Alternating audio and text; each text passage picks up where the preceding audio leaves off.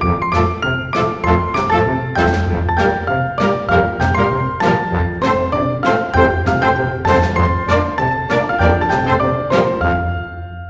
I'm Joe from As the Joe Flies. And I'm Leslie from Trips with Tykes. And welcome back to Disney Deciphered. Really quickly, before we get started, just want to say thanks to everyone for your feedback on last week's episode. I know it was a bit of a switch up, but Leslie's family still sick, myself still jet lagged from Taiwan as we're recording this. You can check out the Mouse Memories podcast if you want to hear about my adventures in Taiwan. Thankfully, despite her illness, I guess my jet lag won out. Leslie, thank you for prepping today's episode. We're going to be talking about updated strategies in Disneyland for touring and the like. Before we get started, I will do the Patreon shout-outs today. I want to shout out and thank Marcella S. and Mary P. Mary P. upgraded her subscription. Thank you so much. If you want bonus content, patreon.com/Disney Deciphered. You can get it there. All right, so Leslie, the big change in Disneyland this year is that Disneyland hotels no longer have early entry to both parks. It's just flip-flopping one at a time. And so I think the majority of what we're going to be talking about today is how that changes rope drop strategies for both on and offsite guests and how that changes strategy overall. Where do you want to start? What should we talk about first, Leslie, Disneyland? All right. Because it's a huge can of worms, right? It's a lot. So we're going to kind of focus on sort of that first hour, 2 hours, something like that, how you start your day. Because after that, like it starts to become usual Genie Plus or long standby line kind of situation. But I think you can really optimize those first couple of hours if you know what you're doing at Disneyland. And the game has changed. As you say, now we only have early entry in one park per day. So it used to be if you were on property, you had to jump on everybody every single day. You don't now at Disneyland. So that it introduces some strategy possibilities. And you know I love that, Joe. So that's the inspiration for this episode. So I guess the first thing we should mention is you need to know when early entry is. Whether you are staying on property or off property, this is now an important factor to watch. And that is in Disneyland Park, Tuesday, Thursdays, and Saturdays. And then it's in DCA 4 days, Monday, Wednesday, Friday, and Sunday. So as you can probably imagine, if you have early entry and you're staying on property and you're paying those big bucks, you should use it. It's really valuable, but that does dictate where you're making your park reservation for the day. And I do think it's worth, for the most part, unless you're on a very, very long vacation, a 4 or 5 day vacation, you should be using early entry in the park that it is offered in every day. So that kind of is dictating, if you're on property, everybody's for the most part going to the same park to start the morning and making a park reservation for that park. So that's a little odd. And remember, I guess we should say, for those of you who are Disney World people, you still have to make park reservations at Disneyland. And I kind of can't believe we're still here, but we are. So I guess that's the first brutal. Yeah. First important thing to keep in mind is to make your park reservation for the park that has early entry if you have that benefit. Yeah, so it feels like not only is it devalued because it's not both parks every single day, but DCA being the park that has 4 days and Disneyland being the park with 3 days, that seems rough too. Like I would think logically you would do it the other way around. Disneyland has more rides. The Fantasyland attractions, that's where you get a real advantage because, there's no Genie Plus for that. So, I mean, I'm guessing Disneyland fans aren't too happy about this or even less happy than you would expect. Yeah, I mean, I'm not happy about it, but this is the way it's always been, Joe. Back when we had, early entry Magic Morning many, many years ago, DCA had 4 days and Disneyland had 3. And I don't really understand why. But I think one thing to note is the number of attractions that are open in each of the parks has contracted. It used to be more, like back in 2015, 2016, when I first started paying attention to all these strategies. It's not as many rides. And so they're even less valuable. It's 30 minutes instead of an hour and fewer attractions overall, I'd say, or at least fewer valuable attractions for me. Yeah, so let's not run through like attraction by attraction, but in general, it seems like for Disneyland, what's open is Fantasyland and Tomorrowland. And then for California Adventure, Avengers Campus, which, I mean, that's pretty important. And then I guess some rides at the front of the park. Is that like a fair characterization of what's open in general? Yeah, that's a fair characterization, but you really do need to check the list because it's not every ride in Fantasyland. There is one ride in the back of the park at DCA that's open and Credit Coaster's open. So it's kind of an odd list. And even like Cars Land, for example, Mater's Junkyard Jamboree is open, but nothing else is open. It's an odd list and you need to look at it, and it does change sometimes. So you do need to check it before your trip, before you devise your strategy, and then you realize whatever you plan to rope drop or hit second is not going to be open for early entry. Wait, so Radiator Springs Racers isn't even open? What is even the point of these early entry hours? Like, what are we doing here? Rise of the Resistance isn't open, Joe. So Well, I same mean, it's thing. always broken at least. Well, Radiator. we know we know why Rise of the Resistance isn't open. It's not open during normal hours either. Yeah, that's fair. But Radiator Springs Racers has some of that same downtime situation. It needs more maintenance. It does break down. So I think that's why. So it's not open. So it's not something that you can use in early entry. So we'll talk about. Luigi, you're supposed to be fixing the cars, Luigi, overnight. Like, they should be ready to go for early entry. Yeah, you would think, but I guess they need the downtime. Especially, think about it as well, too, Joe. At Disneyland, the parks are open a lot longer. Disneyland is sometimes 8 a.m. to midnight. DCA, at least until 10 p.m. So I think that's hard on the rides. So I think that does dictate what can be open for early entry a little bit more so than maybe those same attractions in Florida. All right. Well, so what do you want to go from here? I mean, I'm guessing we're going to break down park strategies park by park, but is it better? Like, how do you think about it, Leslie? Do you think about it in terms of types of attractions to prioritize, or do you think of like tier A, B, and C attractions to prioritize during early entry? Because I will say that in contrast to, say, Magic Kingdom at Walt Disney World, there are a lot more attractions open when you have Tomorrowland and Fantasyland. Like, looking at this list here, it's a pretty comprehensive list. You're obviously not going to hit all of them during those 30 minutes, or even, I'm guessing 2 is what you're shooting for. So, how do you approach it? Do you go by tiers? Like, do you try to do the ones that are going to have longer lines later in the day? Like, how are people supposed to think about their rope dropping strategies during early entry hours? So there are a couple different ways to approach it. I mean, I usually approach it in, I'm going to do rides that don't have Genie Plus during that early entry time. And then during that rope drop time, if I'm not, don't have early entry myself. So I'm trying to hit the rides that I don't have another way to shortcut, because I'm almost always purchasing Genie Plus. So I think that's one way to think about it. Another way to think about it is you may want to do rides that you want to double up on. So even if you are going to have Genie Plus, if you really love Space Mountain, you might want to do it once during early entry or once at rope drop, and then save it again for that Genie Plus usage later in the afternoon when the lines are longer. So you really have to sort of think about what your goals are, obviously who's in your family, who's in your touring group. If you're with littles, you're going to be prioritizing the Fantasyland dark rides, versus if you're with teenagers, they may not care about doing the teacups and they may want to only do the roller coasters. So that's really going to dictate what the strategy is. So there's kind of a lot of different roads that you can go down, and then once you go down one path, it's sort of hard to cross back over to another. So you have to commit to a strategy, and I think there's a couple of different obvious paths to go down that also will maximize your time overall, depending upon sort of what category you're in.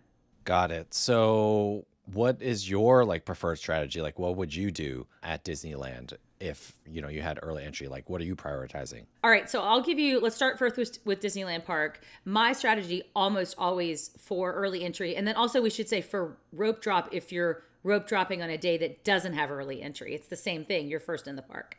So I am always heading to Fantasyland. And that's even if I'm by myself. I love the classic Disneyland rides. There's so many that are unique, especially if you're a Walt Disney World person and you're going to Disneyland for the first time. Even if you're, older and teens, you're going to want to hit these Fantasyland rides, or at least some of them. So that's always where I'm going. And I guess the conventional wisdom for a long time was to go to Peter Pan, because that was the only time of day that you could find a short line for Peter Pan. But the word has been out for that for several years at Disneyland, and everybody goes to Peter Pan. So unless you are truly at the front of the rope or at the front of the early entry crowd, you probably shouldn't go to Peter Pan, or at least you should know you're not going to walk right on it. You might have a 15-minute wait or something like that if you're a little bit deeper into the crowd. So that 15 minutes can be everything when you're talking about those, first minutes into the park. So if I really want to do Peter Pan, I'll probably try to get myself up, get to the front of that rope, front of that early entry crowd. We'll make a mad dash. But if you have toddlers and babies and you got to park a stroller, don't do it. don't do it. So I'd say Peter Pan is the with an asterisk. Maybe do Peter Pan. After that, then you want to go to the other rides in Fantasyland. Alice in Wonderland is the next most popular. So that's always my first choice or my second choice, depending upon whether I do Peter Pan. After that, it becomes a little more loosey-goosey. I'd say Snow White or Dumbo are probably the next most popular, and you can kind of eyeball those. I mean, that's the good thing about Fantasyland at Disneyland is it's so compact, and you can take a look at what the lines look like. You know, occasionally, sometimes one of these attractions won't open, so that'll just dictate for you where you're going. So I'm either going to Dumbo or to Snow White, and then I'm going to Mr. Toad, Pinocchio, and then I have another fork in the road from there. And I think there's a couple of different strategies. I'm usually trying, if I have early entry, to get in 4, maybe even 5 Fantasyland attractions in that first 30 minutes. It's possible. These rides are really short, Joe. The queues are short too. Like you said, you can tell with Peter Pan especially, it's like spilling out into the walkway. Like I just remember walking through the walkway and like there's no room because the Peter Pan queue is here. And these queues are so short, like physically the line isn't that long, which is why you can see, like you said, how long everything is. 4 or 5 in Fantasyland. I mean, that's pretty good. That's a really good start to your day. You can just break for lunch at that point at 9 a.m. or whatever time it is, and early entry is over. Now, if someone is thinking of they're more thrill-minded, what kind of strategy do you have there? I mean, is anything even open besides Space Mountain? That's the only thrill ride that I would call a thrill ride, I guess, that's open during early entry. Star Tours is open as well, but I don't. That's kind of an asterisk thrill ride. But that's the only coaster. So if you have early entry and you want to do coasters, I guess you're making a beeline for space, and most people are. That's where you'll see the adults or the teenagers are going to Space Mountain. But it is a people eater first thing in the morning, so it's not as essential like for Peter Pan that you be at the very, very front of the rope. That said, if you are at the very front of the rope, you're going to have time to get on the ride, get off of it, and get in line for something else before the rope drop crowds enter the park if you have early entry. So that's something to keep in mind. You might want to be early if you have an early entry available to you because you can get to something else. You can, go to Buzz Lightyear, you can go to Star Tours, you maybe can get yourself over to the Matterhorn because that's not open for early entry, but you can be first thing on the Matterhorn that way. So there are definitely a lot of possibilities if you are early to Space Mountain. And even then, even if you're not super, super early, a lot of people are headed there, but it's not too bad. So that brings up a question for me. Are there like secondary ropes? Disneyland is set up a little bit different, and I don't have the geography as clearly as I would for Walt Disney World. But I'm guessing that no matter what, like you're in the park early, say you do 2 Fantasyland attractions, you're done 5 minutes before the rope drops for all regular guests. Like you should be able to theoretically get to Star Wars Galaxy's Edge and start queuing for Rise of the Resistance or Millennium Falcon Smuggler's Run. So is there like a secondary rope blocking you off? Do you find that sometimes you are using that last 5 minutes to strategically, geographically set yourself up for the next ride that you're going to do? I know Indy is very popular as well. And so what are people going to encounter at this point? Like, can they actually queue for these attractions, or is it like they're blocked off at a certain point and then it's a secondary rope, for lack of a better term? So if it's something like Matterhorn that's in Fantasyland and Tomorrowland that are open, you can get yourself over there right to the ride. If it's something like Indiana Jones or Rise of the Resistance, those sections of the park are closed off. So the folks who are being held at rope drop are being held right at the hub. But if you have early entry, there's like a sort of side entrance right by like the entrance to Tomorrowland that you kind of get in front of those crowds and you can go through the castle. So you have a little more movement, but it's really only within Tomorrowland and Fantasyland. So you can strategically position yourself. And that's, I guess, the other thing that we ought to talk about, because a lot of people want to rope drop Rise of the Resistance. You can't early entry it, but you do get an advantage if you have early entry. And the advantage is you can get all the way into Fantasyland and you can get yourself to the gate at the edge of Fantasyland that heads towards Galaxy's Edge. So if you're facing the castle, you go through the castle and you turn left, there's a gate there that sort of separates a back entrance, Frontierland and Fantasyland, and that's the pathway through to Galaxy's Edge. So if you have early entry, what you want to do, and you do want to go to Rise of the Resistance next, You want to ride those rides. You want to get yourself over to that gate about 5 minutes before the early entry time ends. And then you will be, I don't know, 30 seconds, 60 seconds in front of the people who are rope dropping from the hub, and you can get there a little bit faster. So a lot of folks do like to do that. If they have early entry, get in 3 Fantasyland rides, get yourself over to Rise of the Resistance. But, for the rope drop crowd, it's a long, long walk to the back of Galaxy's Edge from the hub. And especially if that's your first attraction of the morning, I don't think it's a great rope drop strategy for a lot of folks, because it takes nearly an hour to get back there, get through the pre-shows, get through the attraction, et cetera, et cetera. Sometimes it's broken down and you've wasted that whole first hour of the morning. Now, if you're a Star Wars super fan and you really don't want to pay for paid lightning lane, maybe that's what you do.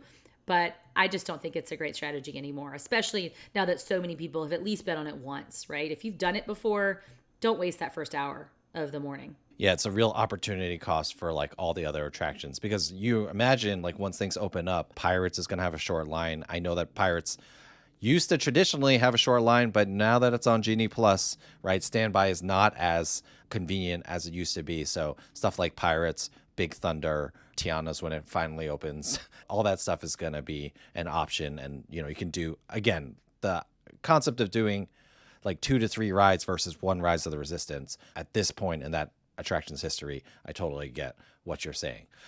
Okay, so let's move to California Adventure. Is the strategy here a little bit simpler, more straightforward, or what are we looking at? In some ways, it's a little bit harder for me because there are a couple of pathways, but depending upon who your traveling group is, some of these pathways just are no-goes for you. So I'll tell you what I tend to do at DCA. And especially, let's talk first about early entry. One thing that I need to note for folks, there are a lot of different ways into DCA in the morning these days. There's the main entrance off the Esplanade. There's the Grand Californian entrance over like past Soarin'. And then there's the Pixar Place entrance, which is way in the back of Pixar Pier. Gosh, this is really difficult with all these P's. But depending upon which entrance you use, you may be at a disadvantage. And I mentioned that when we talked about Pixar Place, you are too far back to be at that front of those early entry crowds if you use that entrance. Grand Californian, that's a question mark, because usually they start scanning people into the park and then letting them over to where the people coming in from the Esplanade are queuing. But it is a question mark. Sometimes security there is slow. Sometimes you can be behind the 8 ball going in through the Grand Californian. So if you really want to make sure you're at the front of the rope for early entry, you need to go in through the Esplanade, which means a long walk if you're staying at one of those on-property hotels. So keep that in mind. So I guess that's sort of my first strategy point. So assuming you're at the rope, that's right there by Avengers Campus. And so what I tend to do is start with Avengers Campus. I'm going to go Web Slingers because it's the first thing I'm going to hit. I'm going to go to Guardians. And then if the stars align and the timing works out, I'm going to get myself to Radiator Springs Racers before the rope drops. But that's not a guarantee. Web Slingers, if you're not very, very front. Guardians can sometimes be slow if you're in the wrong elevator shaft. You can wait a long time for the next cycle. So I'd say you can count on that. If you're really fast, maybe 50% of the time. I'm 1 for 2 when I've tried it. And you can get pretty close to Radiator Springs Racers, right? Because if Mater's is open, then that means you're like at least physically in, sorry, I was like going to call it Toy Story Land, Cars Land. You're like physically, you're in town already, so you can swing by Radiator Springs. And then I assume, that sounds like that is a serious advantage over the rest of the rope droppers. Like we're not talking Galaxy's Edge all the way at the back of Disneyland here. We're talking about, the distance from Mater's to Radiator Springs Racers is like what, 300-400 yards or something like that. Yeah, you can get to essentially the entrance of Radiator Springs Racers. It's not a problem. And the other thing I think folks should consider, is you can go to Web Slingers or go to Guardians first. And then if you say, there's not time for one more attraction, you can head to Radiator Springs Racers. And I have seen in myself on some instances that they will actually open Radiator Springs Racers early. So I was able to get on it myself one time before the rope drop crowd even was let in. So you might stumble into that if, things are operating well that morning and they decide to open it a little early, even though it's not officially open for early entry, you might get that advantage, and then you were on to something else before. Well, everybody from Rope Drop is heading to Radiator Springs. That's awesome. Just a side Radiator Springs Racers tip that I learned during my time there. I know they don't always have the single rider open in the morning, but I found that single rider in the morning is like way, way, way, way, way shorter than single rider in the afternoon or in the evening and things like that. So like if you want to go multiple times, and I learned this because my daughter was, I think, 8 at the time, and she was just at the age where she could ride by herself. And we bought a individual lightning lane for Radiator Springs Racers, but went through and saw there was like nobody in single rider. So as soon as we got off, we got back on. So just a tip there, if you really want to ride Radiator Springs Racers multiple times, if single riders open in the morning, I mean, you can correct me if I'm wrong, Leslie, but in my experience, the couple times I've been there, morning single rider, the line is super short, moves really fast. I've been there in the evening where they're like, the single rider line is going to be 45 minutes. Totally agree. And this is the effect of locals. Locals aren't usually there first thing in the morning, and they're also don't tend to buy Genie Plus. So they are trying to use the hacks that are available to them, which single rider being the main one. So, they're not buying individual lightning lane for Radiator Springs Racers. So yeah, I'm with you. We actually will tend to sometimes ride it first thing at Rope Drop and then go back through the single rider line right afterwards. That's something that we have done, or that my older child has done a lot. So yeah, don't leave it for like 3 o'clock in the afternoon. Not good. Not a good time. Not going to save you any time. Yeah. So we talk about opportunity costs and alternatives. If you're not rope dropping Radiator Springs Racers, what would be your secondary option? What would be your secondary strategy? Yeah, I mean, I will say for the regular rope drop crowd, assuming it's not an early entry day, everybody's on the level playing field. Everybody now is going for Radiator Springs Racers. Everybody. So it's like even worse than Rise of the Resistance, I would say. And even worse than it used to be, because it used to be when Web Slingers was new, the crowd would split. Half would go to Web Slingers, half would go to Radiator Springs Racers. It's not novel anymore. Everybody's going to Radiator Springs Racers. So keep that in mind. So I would say if you can do something else, you're going to get more bang for your buck. And for regular rope drop, I really like going back to Toy Story Midway Mania. It's not open for early entry, so that's something to keep in mind. But you could potentially do like a ride or two and then get yourself back to Pixar Pier area and hit that first. Hit that before you go to Incredicoaster. Incredicoaster does not get long right away. So a lot of people think there's like this roller coaster, I got to do that first, like you do Space Mountain. Don't. Do Toy Story Mania first and then go to Incredicoaster, then work your way around maybe the rest of the pier. I tend to do, like I say, that Web Slingers, Guardians, Radiator Springs Racers. I usually will actually get a first Genie Plus for Toy Story Midway Mania. So that's something that you might want to think about. Then I'll do Incredicoaster Standby, do other things along Pixar Pier, like Inside Out Emotional Whirlwind or Goofy Sky School, things like that. So, and then work my way around eventually to Soarin'. So that's sort of my path that I tend to take. But obviously that only works if you're with people who want to ride thrill rides. If you're with little kids, it's a little bit different strategy. I mean, maybe I would say in terms of early entry or rope drop, you might want to, just for geographical reasons, do Monsters Inc., then Mater's, then Little Mermaid. All three of those are open for early entry. So that might be kind of the little kid start to DCA and then make your way back to Pixar Pier area. Yeah, same thing with Little Mermaid. When it wasn't on Genie Plus, no problem with the standby line, but now it gets a little bit messy. The thing, just really quickly, my aside strategy tip that I've learned on Incredicoaster, it reminds me of Expedition Everest. The line never gets like that long. Like, it can go 30 minutes, maybe 45 minutes, but the single rider is almost always open. And really, like, it's just, I think it's for the same reasons as Expedition Everest. Like, the typical Disney crowd is not super into the most thrilling rides. So even though there's a steady line like throughout the day, I've seen Incredicoaster. It's just like when I'm looking at the app, it's just hovering around 30 minutes like all day. So, I would even wonder if, you just save Incredicoaster for later. But I think geographically, you're right. Like once you're done with Midway Mania, you can hop right on. But again, it's another one of those rides where you can probably get on multiple times without too much line investment, even if you don't have Genie Plus. Yeah, exactly. You do have to watch that single rider line for the same reason that you have to watch it at Radiator Springs Racers. The locals will use it heavily in the afternoons and evenings, but if you're doing it before lunchtime, the single rider line is very reasonable there. All right. Anything else we need to know about early entry and rope drop? I'm just like imagining a new listener to this podcast and like who are just trying to find Disneyland strategies. This is it just sounds insane. Just the amount of like strategy and thinking that you need to put in it. Like I love it. This is like catnip. This is amazing. But yeah, if you're a new listener and you happen upon us because you're looking for Disneyland strategies, I apologize. I want to say it's not always like this, but it's always like this. Like this is what Disney is like now, and part of the reason why I love it. But any other strategies we missed, early entry wise, rope drop wise, things people need to think about? Yeah, I mean, I think just sort of generally one thing you need to keep in mind, and this is hard for a first time visitor, if rides have very long queues, are very far back in the park, or like have a long pre-show or just are long themselves, like those are things that you probably don't want to do first thing in the morning because the opportunity cost is too high. Like I would say, like on a ride that I love, for example, Soarin', it's right there in the front of DCA. I would never go to that first because the pre-show and the loading time and all of that, it takes too much time. Now I might do it third, right? Once I've already sort of gotten through things a little bit more quickly. It doesn't build super early, but it does build earlier than most attractions in DCA. So something you have to think about. But that's sort of the general strategy. And that's hard if you're new to Disneyland, new to Disney generally. It's very hard. It's easy.